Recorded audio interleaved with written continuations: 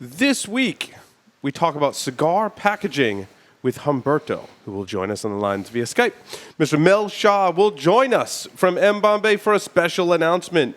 In studio, we have from the infamous Ass-Pressed episode, Mr. Mike Bellady will join us in studio and on the lines via Skype. Special guest host Aaron Loomis, all that and more. So stay tuned.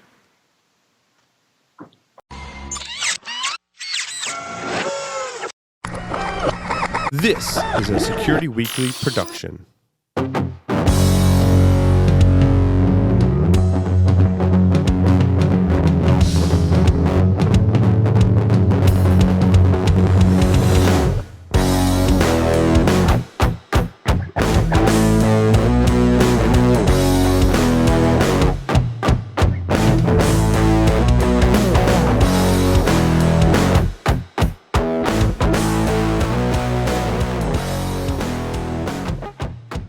Brought to you by paying homage to the Mecca of tobacco, Pinar del Rio, Cuba. Abe Flores opened his PDR cigar factory in the Dominican Republic over 10 years ago. Abe is one of the hottest boutique cigar makers in the industry today, earning the number 10 spot on Cigar Aficionado's top 25 cigars of 2014 with the Abe Flores 1975 Serie Privada. Abe and his team use Cuban blending traditions in a modern boutique Dominican factory. Smoke PDR cigars and cut, light, and taste what they love to do. M. Bombay cigars represent the most admired cigar culture of Cuba. They select the best of the best quality tobacco to use in the aging process. M. Bombay cigars are then rolled in Costa Rica by some of the most experienced cigar rollers, giving it a unique smoking experience. The band portrays the detailed and artistic nature of our small industry. Try the M. Bombay Casera, M. Bombay Mora, and the recently released M. Bombay Havana. M. Bombay cigars, where the cigar is a way of life. I love that I get to smoke cigars and call it work. Hey, Paul. What's going on, cigar newbie? I'm halfway through this cigar you gave me, and I was wondering if I could put it out and save it for later. No. Well, I wanted to try the Liga Privada with the Connecticut wrapper, and I was wondering where I could get some of those. Yeah, so those don't exist. Well, I also have some of the cigars you gave me from before, and I was wondering if I could store them in my refrigerator. Only if you're going to eat them. Don't be like Mark. Subscribe to Stogie Geeks Shorts with Paul and Will, a 10-minute show about all things cigar smoking. We provide tips and tricks on humidification, cigar storage, mini reviews on select cigars, accessories, and more. Stogie Geeks Shorts is one-stop shopping for learning about which cigars to smoke and the right way to cut, light, and store your favorite stogies. You can watch Stogie Geeks Shorts on our YouTube channel or subscribe using your favorite podcast app. For all the latest episodes, visit stogieshorts.tv. Hey, Paul, this cigar is awesome, and I wanted to share it with you, and I was going to cut it in half. Oh, boy. You need to watch Stogie Geeks Shorts.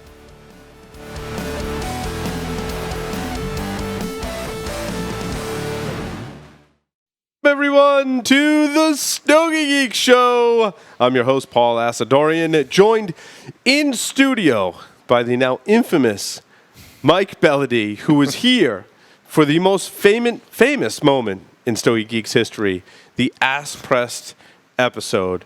And I think in honor of that, I'm just going to sit on some cigars. Is that okay? I'm just going to sit on it first and then smoke it. Welcome, Mike, into studio. Hey, Paul. Back to the show. Thanks for having me back. It's always great to be here. It's wonderful.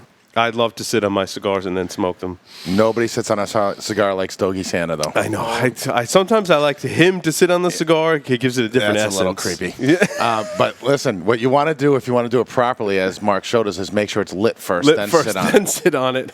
I have some pretty nice pants on. You know. Let's see on the lines via Skype, Mr. Will Cooper. Welcome, Will. Welcome back, Paul. Yes, it's good to be back. I'm telling you, it's for folks who don't know, this is our Tom Brady here, and I'm going to use Paul terms so you can understand. Tom, this is our quarterback here. Great to have you back. His balls are deflated. Is that what you're saying? Well, yeah. I would. I don't know what's going on right now. I would drink my own bath water. Is that what he's saying? I don't. Oh, boy. Here we go. I think that was a compliment. I don't know if he was being facetious or not. Never. You're a Patriots fan, though, right? I am. Okay. I am. Good. I just couldn't resist the joke. Yeah. It was right there for me. I just had a third kid. There's nothing wrong with my balls. Listen, you're getting very defensive. I just want to point that out. Have you seen the picture of the dad holding the baby? And he's pointing at it, and the caption reads, "My balls created this." He's got like this big smile on his face. My wife and I had a great laugh about that. Oh, boy. Yes. Aaron Loomis joins us. Welcome, Aaron, to the show. Thank you for having me. It's always a pleasure. Yes, thank you, Aaron. Aaron's going to cover for me for the Stogies of the Week section because I have to run home, but also me reviewing cigars during this period has been kind of difficult because I haven't been spending too much time in the office, and my wife hates it when I'm holding the baby and smoking a Stogie at the same time. You know, I mean, what do you mean you can't smoke in the house? A little difficult. A little difficult. Well, why don't you introduce our very first special guest this evening? Yeah, blockbuster. So we have a gentleman by the name of Humberto Arias of Cigar Package Design. I got to know Humberto a few years ago. He's doing some great things in the area of cigar packaging, branding. So Humberto, welcome to the Stogie Geeks show. Hey, Coop. Thanks for having me. So, Humberto, how did You're you in get a to... humidor. Yeah, you're in a humidor. What's up with that? He's got more cigars than I do. Hey, listen, we're going to be grabbing a few cigars in a minute, and there's no better place to be in than in a humidor at arm's length. Is that your own personal humidor, or are you in a store? I am actually out of Master Cigars in Miami, Florida. Gotcha. Hey, Paul, before we kind of get into this, there was one thing I wanted to tell. We were going to have a Where's Waldo with Jack Tarano tonight. It was planned, but unfortunately, Jack did have something come up, and he could not do it. So, but it was almost planned. That's a Jack signature move, video bomb, photo bomb. Yes, Yep, yes, exactly. it is. So, Humberto, how did you get started in the cigar industry? Oh, goodness. Well, you know, it kind of it happened while we were enjoying cigars one day, and we got a call from our friend Willie Herrera back in 2008. He was down in Little Havana with Sandy and the whole gang at Titan de Bronce, and the rest is history. So, how did you get into the packaging end of cigars? You know, in 2010, we get a very special opportunity. Charlie Tarano, his dad, the entire family were taking distribution and sales back from CAO.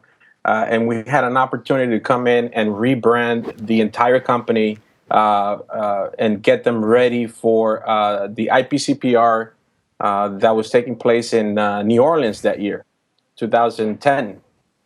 And we had a great run with Tarano Cigars over 4 years. We did plenty of packaging, quite a few brands, not only private, but, brick and mortar, and great working relationship. As you guys know, most companies are family owned and operated. So whenever you have somebody from the outside come in and bring new ideas and try to put in new energy into the packaging and the overall presentation, sometimes is hard to win, the confidence of the family. So Humberto, let me ask a follow-up. So when you were brought in, was this the time when Carlos Tarano Cigars was becoming Tarano Family Cigars? Was this that whole transition? That was the whole transition. And let me tell you, Coop, it was a nightmare because, I'm thinking now of the Charlie Tarano Captiva. And as you know, Charlie takes vacations, summer vacations in Captiva every single year. And when we came in to do that whole rebrand, he was gone. He was on vacation. Limited email, limited phone calls, and we had just weeks to rebrand the company, come up with a new booth design. IPCPR 2010 New Orleans was by far one of the most hectic ones we've had in a long time. So what went into that specific rebranding? I mean, what was some of the things you were looking to do? Well, the guys wanted to make it their own. They wanted to put their fingerprint back on the Toraño, and they wanted everyone to know that this was a family-owned and operated company, and that was one of the biggest goals that we had to graphically put on screen, on paper, on booth designs, on everything, and everything follows suit with the Toraño family cigar company. I think family was one of the most important elements that we had to incorporate. And did you stay involved with that piece through Toraño's sale to General? We had a great run, as Charlie Toraño would say. Boys, we had a great run. It was over 4 years of working side by side with Charlie and Carlos Yaca Toraño, and Jack and Oliver Hyams and all the great folks that were a part of the team up until the sale, and even through the sale and the transitional period over to General, we were a big part. As you could imagine, it was over 4 years worth of work, and it was a smooth transition, though. Excellent.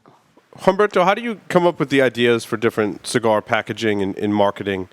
Like, is there like how much art, how much science, and like how does it come together when you come up with the final product? One thing we learned the hard way is that there's no formula to making a great band, a great packaging. We are your best friend. We're your stylist. Obviously, every cigar starts out with a MSRP price. So the price point has a lot to do with the design, the intricacy of the embossing and the foiling and everything that goes into it. You'll be surprised how much detail you can fit into a 3x1 cigar band. But we ask the guys and all the manufacturers and that we work with, what. Let's start putting a profile together for this cigar. What kind of, what colors, fonts, let's start building a profile. And again, let's keep the price point in mind, and we take it from there. We have a very thorough creative questionnaire. If we had a crystal ball, we'll be millionaires. That's right. I know it's hard with design like that for your customers to convey the message, like what do they want? That can be a difficult question. And then for you, like I think of it when I create content, like sometimes I just get stuck in, do you like get like a mental block like that? And what do you do to overcome that to start coming up with the design? I know what I do, but I want to hear like what you do to be creative like that and come up with the designs. We don't force it. We get pretty lengthy bullet points of things that are a must when it comes to for the final band.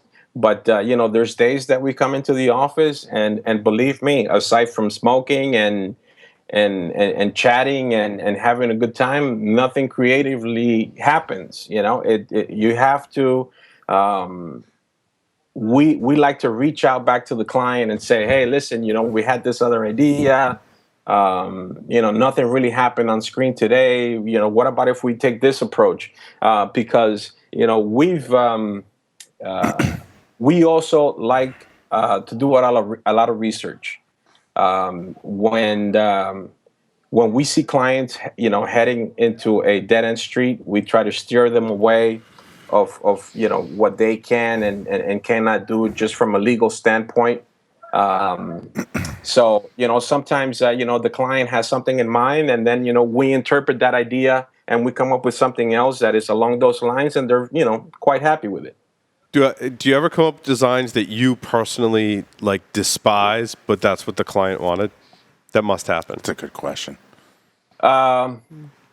We tried avoid pitching those ideas because 99.9% of the time, the one design that you don't like is the one that's going to get chosen. Based on the client's, Oh, I see. Yeah, it happens every single time, and you'll be surprised. But when a client comes back with feedback and the creative questionnaire and what they have in mind and what they're envisioning for the overall presentation of their product, we try to go A, give the client something they're expecting. B, give the client something we think it's really going to fit their look and feel and have a presence in the humidor, not copying anyone else. And B, something way out in left field. But by all means, we're happy with all three options. We never give anything. I mean, we try not to give anything that we're not happy with, because when we do, that's the one that gets picked. Yeah, no, I like that. That's a great answer. Like we like everything that we create, and we only present the designs that you approve of, which is great. Some people over time, and I've heard a lot of cigar podcasts and read a lot of articles and followed the media and the cigar blogs. And one of the themes that I can pull out about cigar packaging is there are some preconceived notions. And one of them is that most people believe that the color blue in a cigar band doesn't work. And I think more recently, we've kind of seen that trend go away, and people have used blue very effectively. Some very smart people, Paul. Some very smart people, good-looking people like Mike Bellady, have done it successfully. Well, what is the color blue difficult to work with in a cigar band? And if so, why and how do you overcome it? The color blue is not difficult at all. I think whenever somebody wants to go the blue route, as long as it's not a punchy blue or like a monitor RGB blue, I think they're in the safe zone. Blue is a very majestic color. It brings a lot of high-end qualities to the overall packaging. Believe it or not, green is one of the hardest colors to work with. That was my next question. Yeah, green is one of the hardest colors to work with. That's why they make night vision goggles in green, because it has the most wide range of gamma in the spectrum of colors.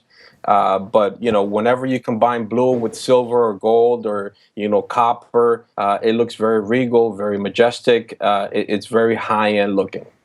And is gold the most popular, one of the colors that you include in a lot of the band designs? Gold is by far the most popular. Nowadays, we have silver metallic inks, we have foils, we have both matte and gloss foils and inks. And the contrast between the two, sometimes it works great. You've seen it over and over again. There's many great examples of those two-tone golds, and it's very effective. It looks very premium. So, Humberto, do you smoke the cigars that you design the bands for? Like, what percentage of the band designs that you do you smoke that cigar when it comes to market? We put our mouth... Your mouth where the band is, right? That's so right. To speak. That's right. That's right. We actually, it's very hard not to get close to the cigars, to the bands, to the blends. We've been very fortunate to be invited to test out, blends 1, 2, 3, 4, however many blends it takes. And then not only do we see that process taking place, but, we also see, the sketch and the concept and the design and the layout. And it's just impossible not to get attached to all the different cigar bands and blends that, we've put out throughout the years. So now, do you smoke the cigar like while you're working on the band design and incorporate kind of your impressions of that cigar into the band? Absolutely, because every palate is different. We are not a retailer. We are not a manufacturer. We're not in sales.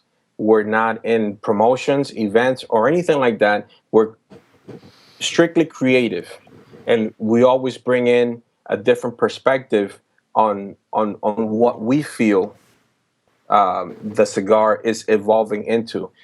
So we always take that into account as far as color palette, the different fonts.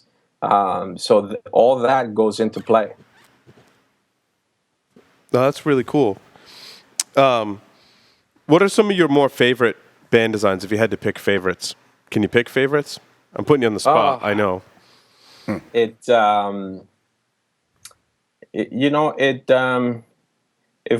I had to pick, every band has a story. Every blend has a story to tell. To me, the one that has hit by far the most is the Salutum we did under Toraño Cigars, because of the story behind it. The idea for Salutum was inspired by Miguel Shodell. He is a brain cancer survivor. He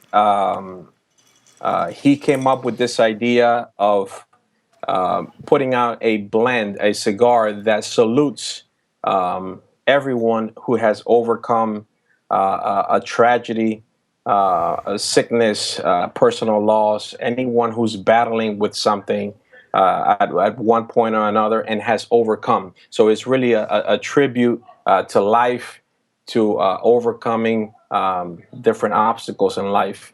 And I think that's by far one of the most true stories that we've been a part of. And, when somebody approaches you with a personal story like that, and they ask you to put it graphically on a band, on a packaging, there's so much emotion and on a personal level is, you have to really let it sink in, digest it, put it together, break it back, break it apart again, and then put it back together just to make sure that you're visually conveying what that person had in mind. When consumers walk into the humidor and they're choosing a cigar, a lot of people, I believe, have different kind of philosophies about the packaging. There are a lot of people that kind of dismiss it entirely, and there are other people that are on the opposite end of the spectrum, like, wow, that cigar looks great, I'm going to try it. And I've found that it doesn't always match up. Like, sometimes the packaging is fantastic, but the cigar is just okay, and vice versa. What advice do you have for consumers on how they should perceive packaging, and how does that play into their psyche about like how good they're going to perceive the cigar? Well, as creative individuals, as advertisers of a brand, we are going to try to put our best foot forward when it comes to packaging and overall presentation. As you know, humidors are a big classified ad. Everybody's competing for your attention, and you only have a few seconds before your eye jumps onto the next box. Something that really helps is shelf talkers and any other sort of information that you might see in a humidor. I've seen plenty of people walk into a humidor trying to experience something new, find something new. I've seen other people walking with magazines. Just give me the top 10 that you see here. Do you have these? So you get really a wide range of customers. When we talk with our good friend Dave Burke and some of my other friends in Australia, and they talk about, in Canada too, I believe, and they talk about the stripping of cigar packaging. You're laughing already because you know this question's going, right? Like, what are your feelings about? I'm sure that must just like rip a hole in your heart when you hear about governments doing this to the packaging. Well, listen, changes are coming. And we need to stay on top. We need to really be a guide, a resource to manufacturers, and stay informed. There's Canada and overseas in Asia. They're already doing that. Duran Cigars is a perfect example of that. Their market in Asia is huge, and the packaging, the boxes that we do for them, 50% of the box lid is empty. The logo or the name is either on the top half or the top bottom or over to the side, because 50% of that lid is going to be covered with a warning label, and it's coming. Will is not there. Imagine No, that. Oh, sorry he's about that. there. Did you Sorry have about other closing questions for Humberto? Yeah, I have a few. So on that theme, so right now with the FDA, there is this 30% rule that's going to cover part of the package. Is this something right now you're starting to plan for? Are these like designs that you have for existing clients that are going to have to be retrofitted? How are you kind of? I'm assuming right now you are having to plan that because that is the regulation. So these things now you have activities in place for. Oh, most definitely. Like I said, aside from Duran Cigars, which is already doing that, everyone else is going to have to retrofit their packaging and make room for 30% coverage of their front, the front of the packaging for these labels to be placed on. And there's going to be like 6 different warning labels that are going to have to rotate, in the packaging. Now, for clarification, these aren't just stickers that are going to go on the package, right? These are actual physical. It's going to be a physical part of the packaging, from what I understand. Correct. And again, when you do stickers, it's more manual labor. It's like barcodes. You can make them part of the artwork, or you can have somebody else, physically put barcodes on all these boxes, and it just makes it more labor intense. More, it's not that really cost effective. So, right now it's, certain packaging that is going out to California needs to have warning labels already on them. We make that part of the artwork, and barcodes. We make that part of the artwork. So this is not going to be any different. Excellent. Now, right now, here's how I guess, are you having? I guess is I'll kind of say, do you view this as more opportunity for you, or do you view this more? I know from a creative standpoint, it's probably like ripping at you, but is this kind of opportunity to work with more clients to kind of design packaging to fit into these like regulations, so to speak? Well, on the creative side, it's limiting for us. But, to answer your question, it has opened a lot more doors. A lot more manufacturers have reached out because of the need to rework, the packaging, and, whether they're doing, paper wrap boxes or silk screen or cliches. There's definitely more opportunity now because, little by little, they're going to have to phase out what they have in inventory and then, comply to the new guidelines. Understood. So I guess I don't know how much you could say about this, but you obviously have. Are there any projects that you're working on for particular manufacturers that you can talk about right now? In terms of what we can look forward to, some of your work to see down the road. Oh, yes, of course. I mean, IPCPR is going to have plenty of projects that haven't been, this past month has really been, all hands on deck. Everyone is getting ready for IPCPR next month.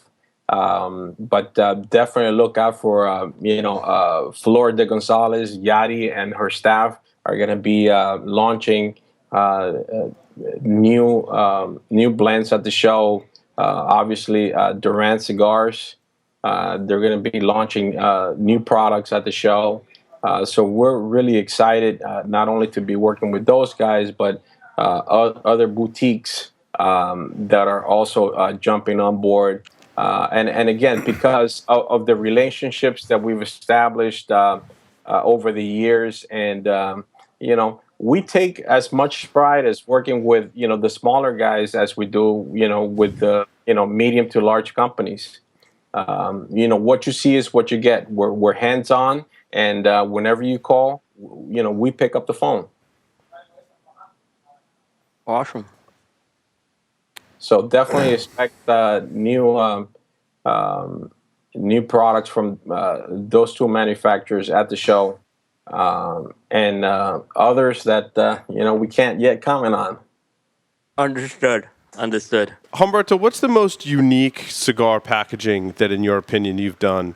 I've seen double bands, triple bands, quadruple bands, bands on the head, bands on the foot, tissue paper, tin foil, the whole thing. Like, what's the most unique one in your opinion? Well, I would have to say, as far as the overall presentation, was the blends from the vault that we did back in 2011. We did blend A008 and D042. These were the original idea behind that was, this is for Toraño, and their blend book was kept for many, many years in a safety deposit bank box in a bank. And the whole packaging was just, in the form of a safety deposit box. And we did some really unique things with the execution of the printing. Our friends over at Vrijdag out in the Netherlands did the bands, and the powder and the foils that we got on those were just incredible. We were so late with that project. We never saw the finished product until we were on the show, on the trade show floor, when we got it delivered, and it looked stunning. So it was both nerve-wracking and very satisfying at the same time. Excellent. Will, did you have any other questions for Humberto? We're running a little short on time. I think we're good. Awesome. Humberto, thank you very much for appearing on the Stogie Geeks Show. It was wonderful having you. We look forward to all of your interesting and unique packaging designs. Hey, I'm looking forward to seeing you guys in Vegas. Again, congratulations on fatherhood. Thank you. And Will, thanks for the invite, and looking forward to it. Looking forward to it as always, and I'll see you in Vegas. Thanks, Humberto. Yes. Thank you, guys. Okay. Stay tuned. We'll be right back.